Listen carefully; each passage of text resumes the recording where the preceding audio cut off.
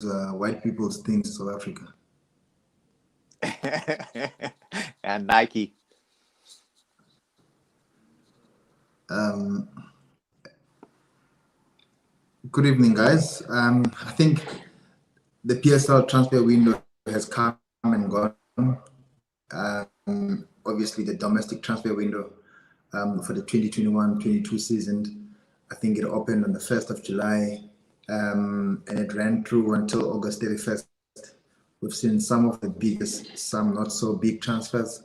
Others, they were just not what we expected. Of course, I'm in Prestige Company, TTM16, Tiani Mabasa, the founder and editor of Far Post.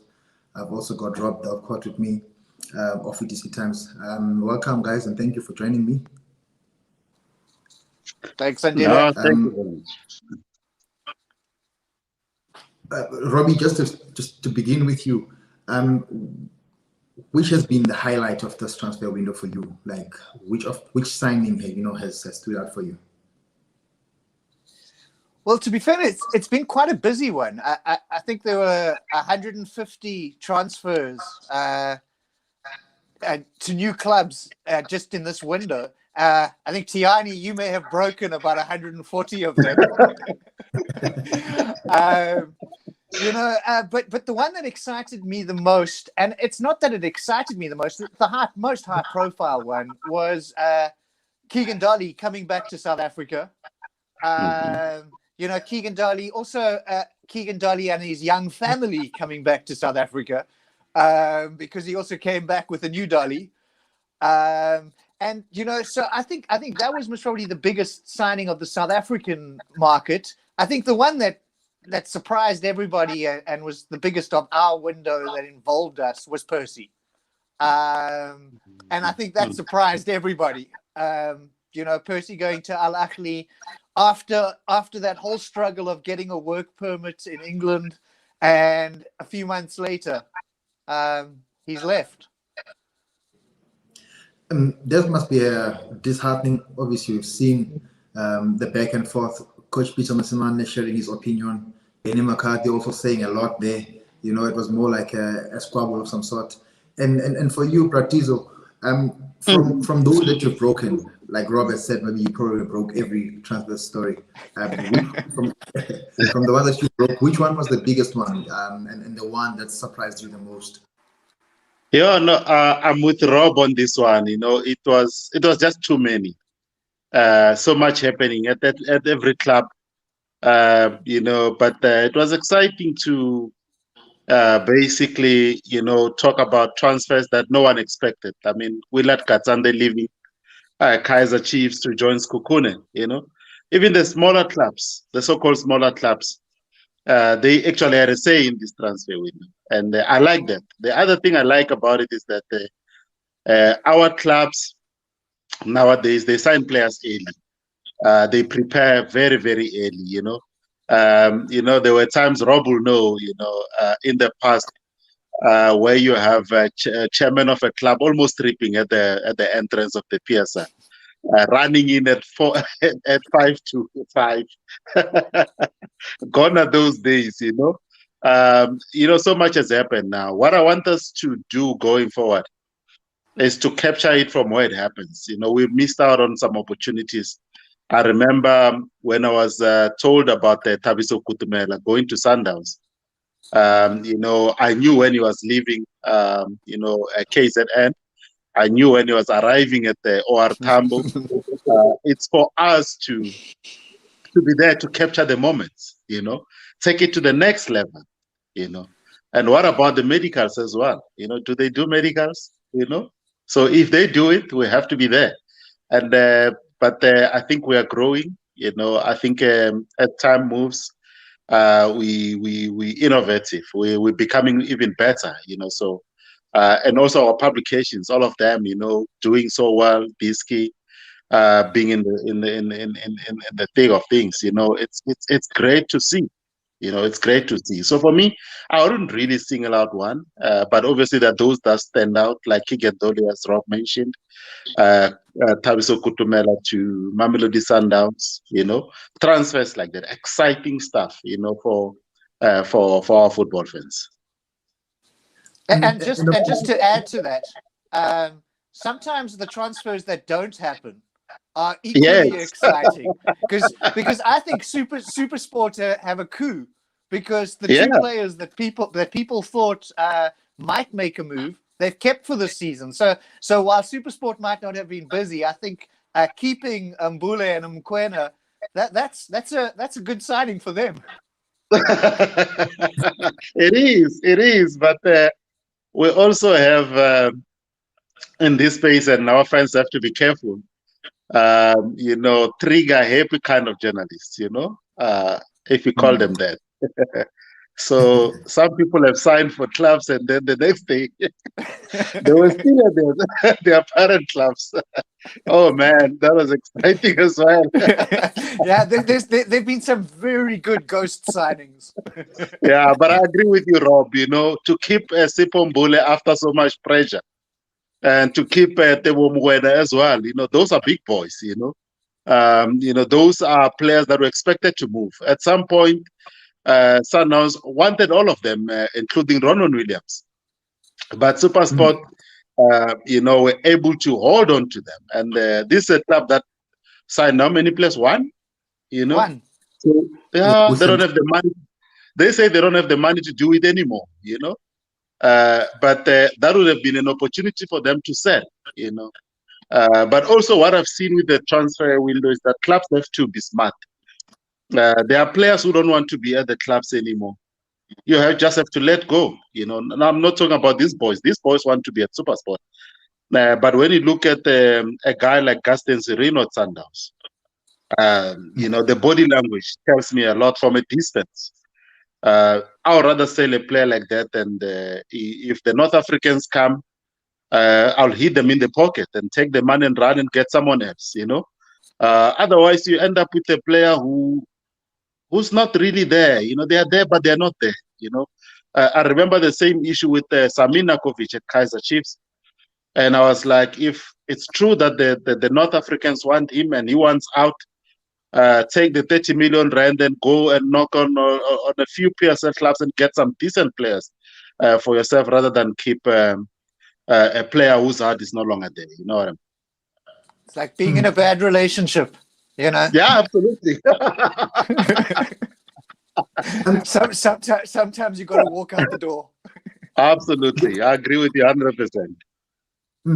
As much as you commend, the transfer activity, Tiani, but when you mention players like Mbule, Mokoena, staying at SuperSport, of course we understand. The financial muscle of other teams is not the same as that of others. In South Africa, you speak of Sundowns, you speak of Pirates. Those are the teams that are going to spend money to buy players.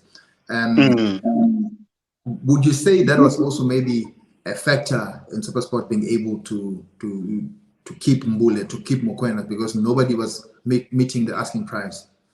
Yeah, no, absolutely. But also the playing fields are level these days. Previously, there were certain clubs who could pay, players well. But it's a different ball game now, and players are not going to move to Kaizer Chiefs to play, just simply to play for a big club. You find that where they are, they actually get what they could possibly get at those clubs. So previously, players were not moving because they grew up supporting Kaizer Chiefs. They were also moving because it was a big improvement in terms of their package, But these days, you get that Cape Town City, for example, that's a professional club. That's a great club, in my opinion. If I were a footballer, I would love to play for a club like that. So, that's why I'm saying the playing fields are level in that way, because, the so-called big clubs in the past used to, to box these ones out of the ring, But now it's different, because the same clubs are able to pay big salaries as well. We saw that with Bidvest Vets. The big players used to go there. Tulane Tlatra was there. You go to SuperSport, you find the same. You go to Cape Town City now, you find the Tawono Data there. So now it's no longer about I want to play for Kaizer Chiefs, but what has Chiefs got to offer as well in return for my services? and that's what has made this league strong compared to the past, where it's dominated by the same clubs. You wouldn't want our PSL to turn into a Bundesliga, for example, where Bayern can actually go to Borussia Dortmund and get their best player, and then they win the league 8 times, 9 times in a row. I wouldn't have that. I'd rather have Cape Town City win it this season. Yeah, well, I was going to say that's the thing, is as much as it's the financial muscle, it's also the ambition of the clubs. Because a few years ago, some clubs were really like, oh, yeah, we've just got to, if we make top 8, we're happy. Yes. A lot of these teams now are really, they're like, we want to challenge Sundowns. And it's not the same teams. And I mean, we're seeing this right through, Glad Africa, there used to be some teams that just hung out there, forever. Those clubs are gone. Now they're teams that when they get into the Glad Africa, they're pushing for promotion. And they're pushing for promotion because they want to try challenge for the PSL title. Absolutely. And of course, we've touched on Sundowns because they're the defending champions. We expect them, to continue and raise the bar. We've spoken about the players that were brought in by Kaizer Chiefs. But when you look on the other side at Orlando, looking at the signings that they've made, what's your take on, Rob Guanlam, Bandile Shandu? I think there's Kwame Pepra as well as the Nigerian centre back. Are these the personnel who are going to add the much needed quality and provide the much needed stability at Orlando Pirates? Looking at the complements of Sundowns and Chiefs as well, and Cape Town City and AmaZulu. Well, I think with the Pirates project, it's an interesting one because it really started already last season. They made a lot of signings last season and a lot of good quality signings. And sometimes you building your puzzle doesn't happen overnight. Sometimes you lose a piece or two and you can't finish the puzzle, and so you have to start again. And it's obviously difficult with the coach leaving as well. But I think the Pirates puzzle, sometimes it's not about who you sign, or the amount of players you sign. It's about signing correctly. And now the question is, do these new signings fill that puzzle piece, or fill the puzzle completely? Because I think last season, a lot of Pirates fans, I'm sure, were disappointed last season that Pirates didn't challenge more for the league. Because the squad was strengthened a great deal. There are still some gaps. Whether they filled them with these new signings, it's hard to tell because we haven't really got to see them on the field yet. We've seen a lot of the Pirates that was building last season still. Maybe they haven't finished completing that puzzle yet either. Because some of those players also, to be fair to Joseph Zimbauer, every second press conference I was in with him, this player was injured, that player was unavailable. He struggled to ever really have his starting team the same every single week. He hardly ever had strikers. So Pirates it's really a wait and see with Pirates for me, because I do think if you have to look at the team on paper, not just the new signings, but the players that they have, it's a strong squad. AmaZulu are in CAF Champions League this season.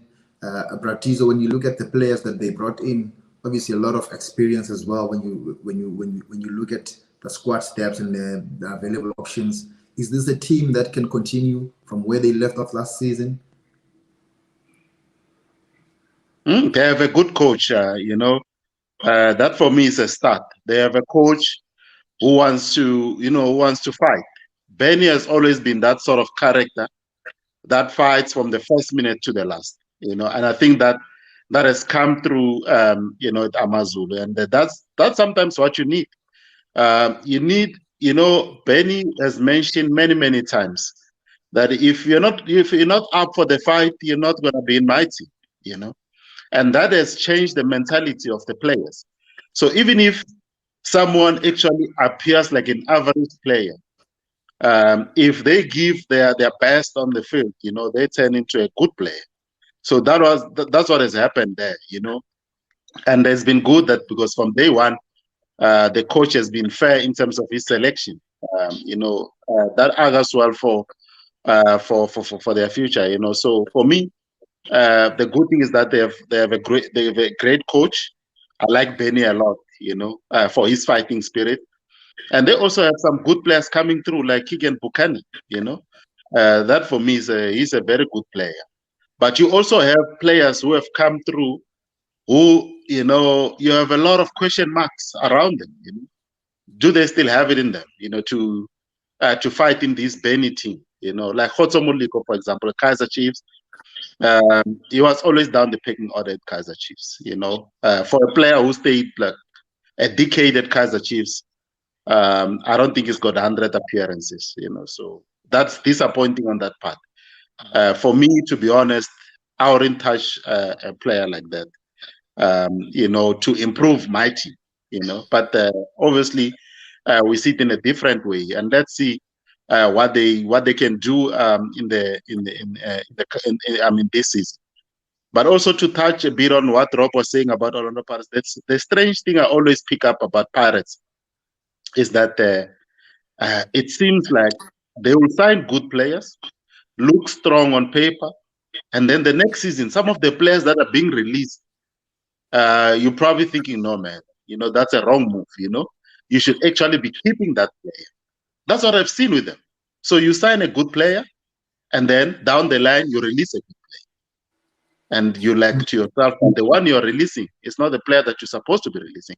For example, when they let go of Luvuyo Memela, I was like, bad the injuries and so on, that young man is a kind of player I will never let go. He comes with assists, he comes with goals. When he's fit, he can do the job for you, And then now they released back Mthokozi Dube on loan again. And when you look at their right back options, you have to question it. You're like, well, Wade Juicer is there, but if he's not there, what then happens? So in some way, they shoot themselves in the foot, man. They should be trying to keep their best players, retain their strongest squad for them to be able to compete. Is it the issue of recruitment or the personnel running the club? Because clearly it's not the players at times. Yeah,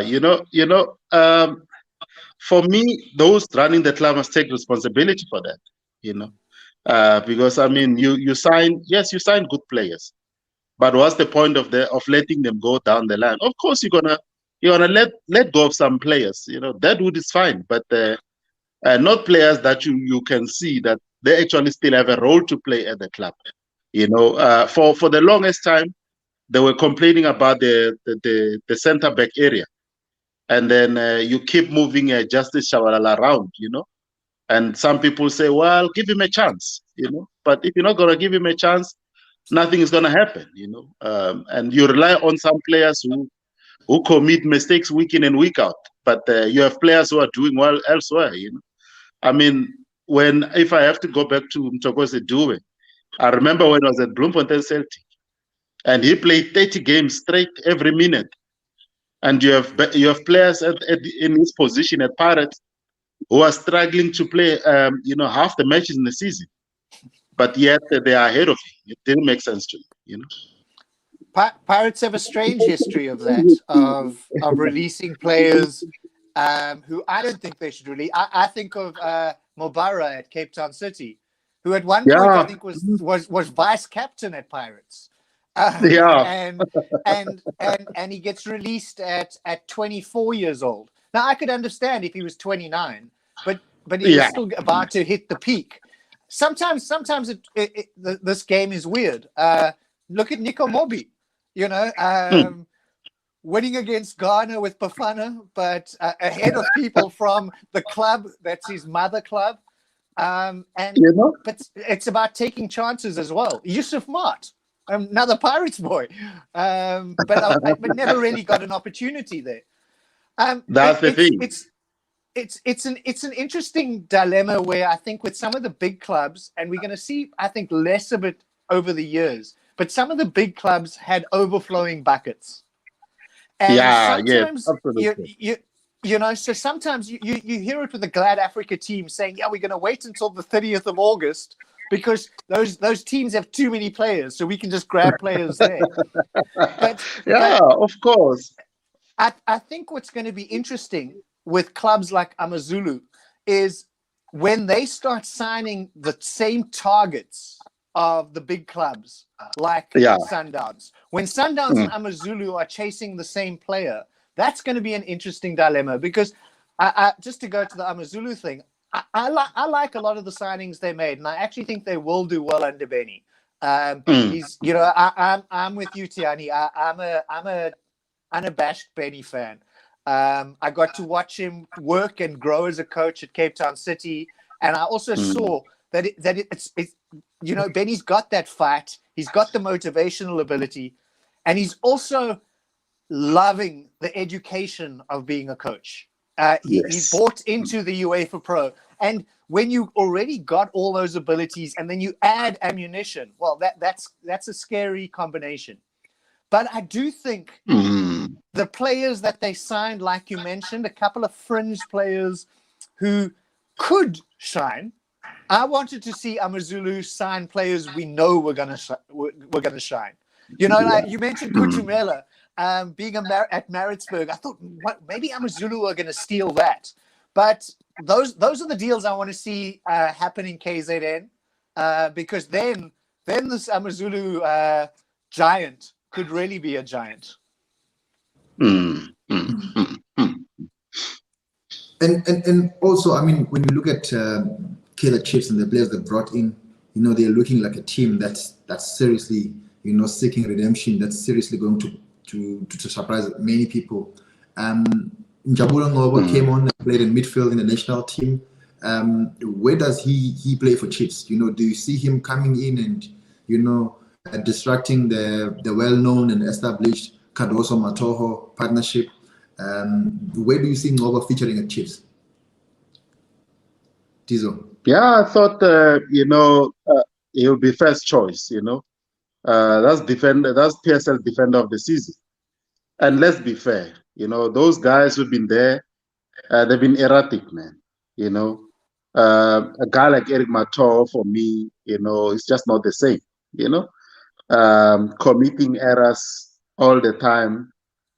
Chiefs fans complaining about him and Daniel Cardoso. You got to make changes. Some changes are warranted, man. And for me, he fits in right at centre back. He shouldn't even be moved to play, in midfield. Yes, he's good on the ball and so on, but I would rather have him in defense. But to be honest with you, I also expected Kaizer Chiefs to do more. And most of the players that they got were also free agents, so I expected them to dig deep. They didn't sign players for quite some time because of the transfer ban. So if I were in a Chiefs fan's shoes, and I'll expect them to sign Sipho Mbula as well. I'll expect them to push for him. I'll expect them to push for a player like Thabo Notade. Make some big signings and send out a strong message that Kaizer Chiefs are back, and they're ready to compete. So for me, yes, they did some good business. Their fans are pleased, in some way, but in another way they're not really pleased because they kept talking about strikers, that they wanted at the club. They said, why don't you try and get a striker? Players like that. So I expected them to do more, to be honest. Even if they signed 15 players, quality players, Kaizer Chiefs fans would have been happy. Because for the longest time, let's be honest about Kaizer Chiefs. And if you look at their signings, if I were to give you examples of the strikers, it's nothing to write home about. Let's just be honest about it. In the past, you had a Luis Macha. What did he do? Gustavo Paez. What did he do? You had Louis Aguiamang. What did he do? Michel Casvaro. What did he do? You had Kamaldin Abro. What did he do? So you also have to look at yourself in the mirror as Kaizer Chiefs and say, well, We don't sign good players. It's time to change the approach, and go out for players who are proven in some way. When they signed Saminakovic, there was hope. Yes, he was playing in the second division where he came from, but look at the goals that he scored that side, And you're like, this is a good player. That's what I'm talking about when you talk about Kaiser Chiefs. Get out of your shell and come back and you show that you're Kaiser Chiefs. And when people say you're the giants of South African football, you must prove it. Don't rely on history.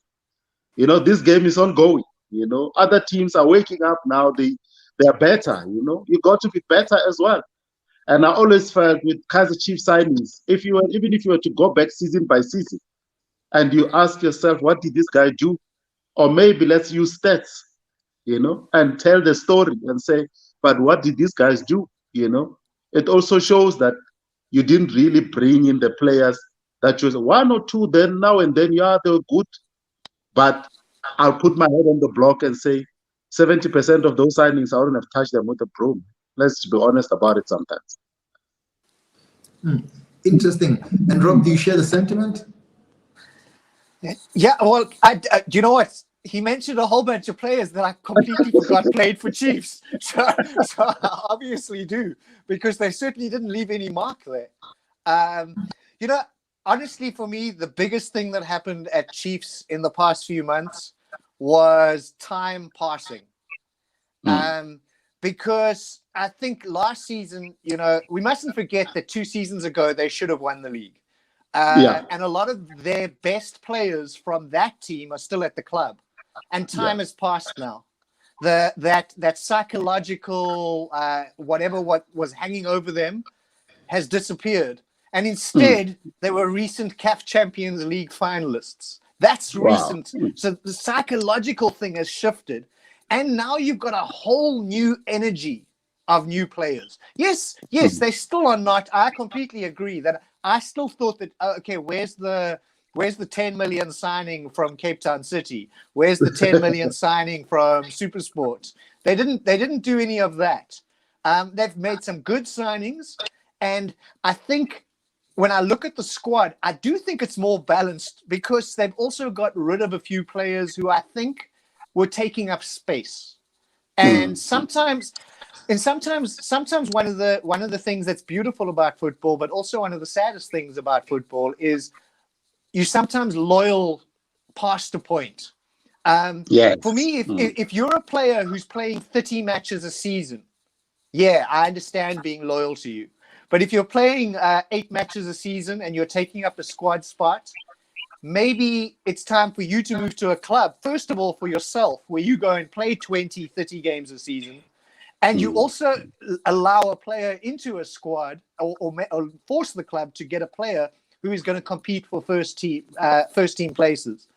Because I think one of the things that has also happened at Chiefs over the years is the depth hasn't been impressive.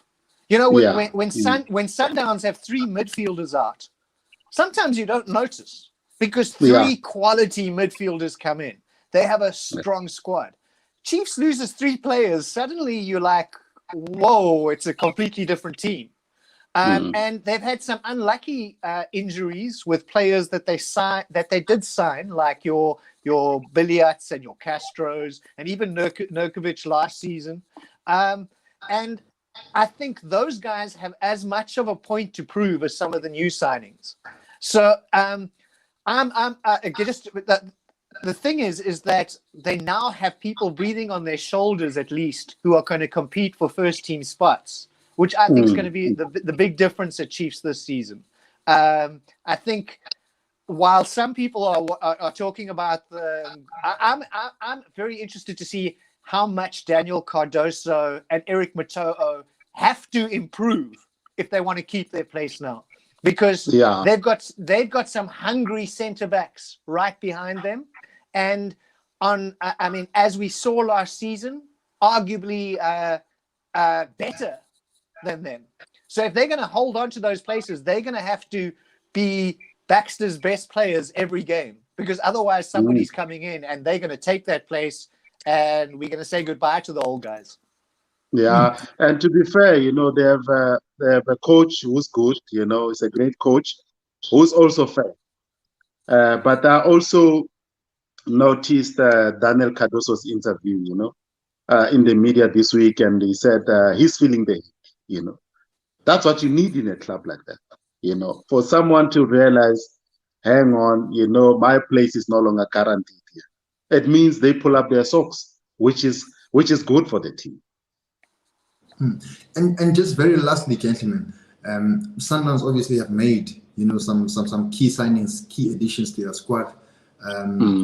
But in the same vein, that has seen, you know, literally forced Slombo out of the door. Rob, Slombo is a personal favorite player of yours. I know Tiani is a homeboy to you. So I'm going to make us sad.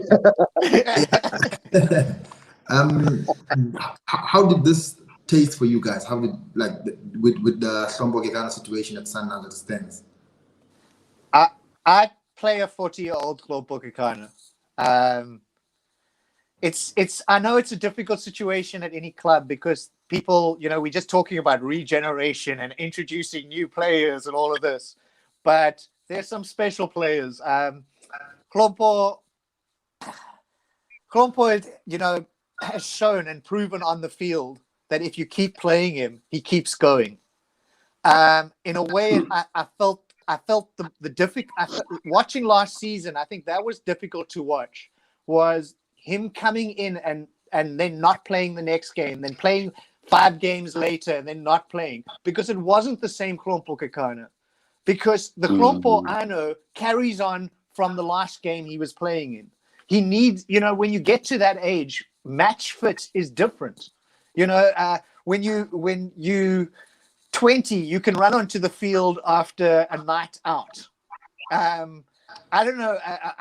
When you're in your mid-30s or in your mid-40s like me, you need full preparation. But you can stay fit if you at that level all the time. And we don't have a reserve league.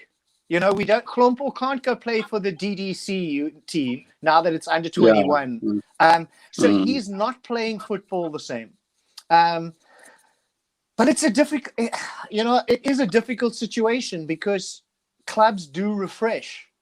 And what often happens when there are coaching changes is those players do disappear. I mean, if we go back to the Sundowns team from 4 years ago, who's there? You know, there's Dennis, who's a goalkeeper who we know they can play a bit later. So teams do refresh.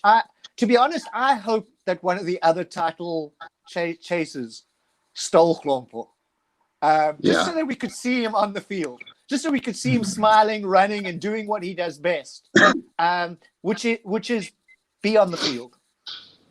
You know what's the saddest thing about Klompo is that just the other season he had actually played over 40 games, and he comes into last season, and all I ever see on social media is that Klompo is old. When, as football fans in this country, are we going to stop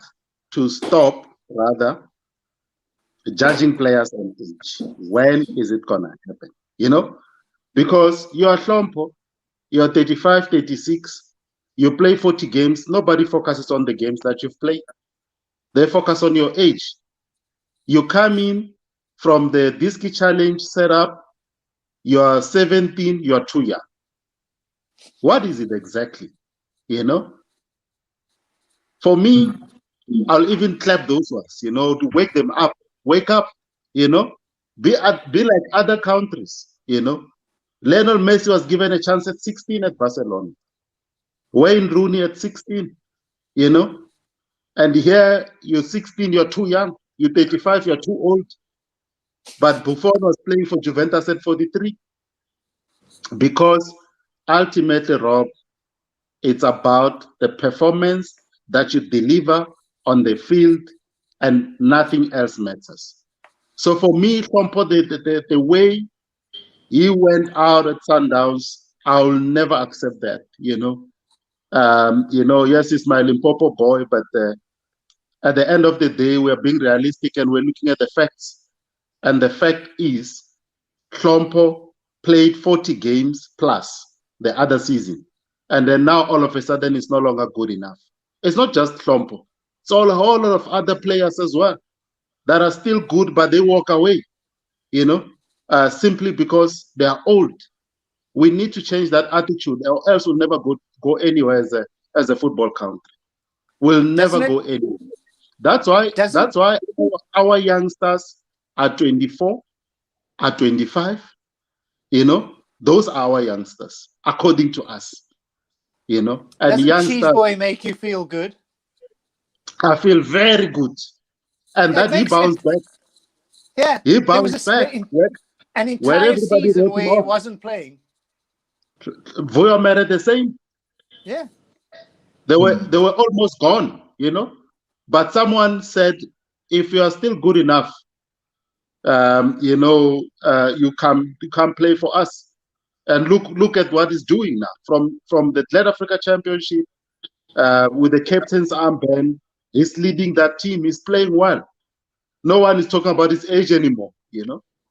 It's good to see, man. That's what I want to see in South African football. If I'm no longer good enough, fair enough. I have to walk away. But if I'm still good enough, never use my age against me. Especially a certain level of player. Because if you're talking about a footballer of my level, I should retire at 22. Yeah. But when you're talking about Klompo, who, like you were saying, had played, I want to say, like 200 games in 4 years up to that. Yeah. It was a crazy period. There was no indication from my side that he was showing age yet. Yes. As a player, he might have been in his eyesight while he was reading. He might have been by the fact that some of his friends looked old now. But the truth is, as a footballer, I still thought in 2019, the last time we could watch football live, at least, I thought Klompo was running around like a 25-year-old. Yeah, absolutely. Interesting insights, gentlemen. And just to add on that, I noted just before the season before last, Shombo had been nominated for midfielder of the season for 5 consecutive seasons. And for the first time last season, we had PSL awards without Shombo Kekana. Thank you so much for taking time tonight and speaking to me. Hopefully, we could do this again in nearby future. Thanks a lot. Thanks, Adile. Pleasure. Thanks. Good to see you, Tiani. Good to see you, Rob.